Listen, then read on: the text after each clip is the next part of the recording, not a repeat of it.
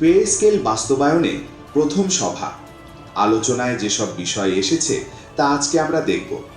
আজকের আলোচনা দেখার আগে আমাদের চ্যানেলে যারা নতুন তারা আমাদের চ্যানেলটি সাবস্ক্রাইব করে আমাদের পাশে থাকবেন। নবম পে স্কেল প্রণয়নে গঠিত কমিটির প্রথম সভা অনুষ্ঠিত হয়েছে। অন্তর্বর্তী সরকারের প্রধান উপদেষ্টার প্রেস সচিব শফিকুল আলম রবিবার 15 ফেব্রুয়ারি এক সংবাদ সম্মেলনে এই তথ্য জানান।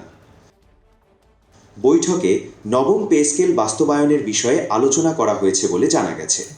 এর আগে অন্তর্বর্তী সরকার জাতীয় বেতন commission 2025, Bangladesh judicial service pay commission 2025 এবং সশস্ত্র বাহিনী বেতন কমিটি 2025-এর দাখিল করা প্রতিবেদনের বেতন সম্পর্কিত বিষয় পরীক্ষা নিরীক্ষা করে সুপারিশের জন্য এবং সশস্ত্র বাহিনী বেতন কমিটি 2025-এর প্রতিবেদনের জন্য সুপারিশ প্রণয়ন কমিটি গঠন করে।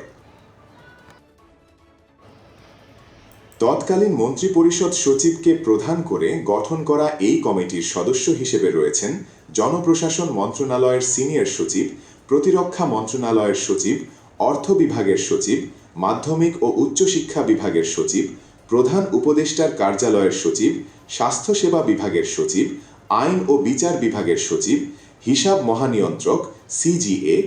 এই কমিটি প্রতিবেদনের বেতন সম্পর্কিত বিষয়াদি পরীক্ষা নিরীক্ষা করে পরবর্তী কার্যক্রম সংক্রান্ত সুপারিশ প্রণয়ন করে সরকারের কাছে প্রতিবেদন দাখিল করবে।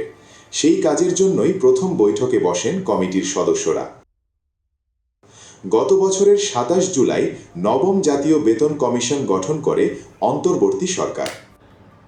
সাবেক অর্থ সচিব জাকির আহমেদ খানের নেতৃত্বাধীন এই বেতন কমিশন চলতি বছরের 21শে জানুয়ারি প্রধান উপদেষ্টা ডক্টর মোহাম্মদ ইউনুসের কাছে প্রতিবেদন জমা দেয়। এদিকে গত বৃহস্পতিবার 12 ফেব্রুয়ারি অনুষ্ঠিত হল ত্রয়োদশ জাতীয় সংসদ নির্বাচন ও গণভোট। নতুন সরকার গঠনের প্রক্রিয়া চলমান অবস্থায় পে স্কেল বাস্তবায়নের জন্য সরকারি চাকুরিজীবীরা নতুন পরিকল্পনা হাতে নিয়েছেন।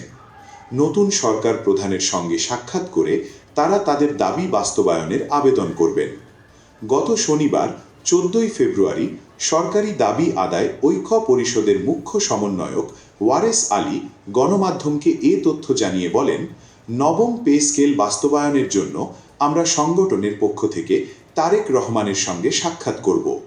তিনি আমাদের দাবি বাস্তবায়নে ফলপ্রসূ সিদ্ধান্ত নেবেন বলে আশা করি। এর আগে তার নেতৃত্বে সংগঠনের পক্ষ থেকে তারেক রহমানের দপ্তরে আবেদন করা হয়।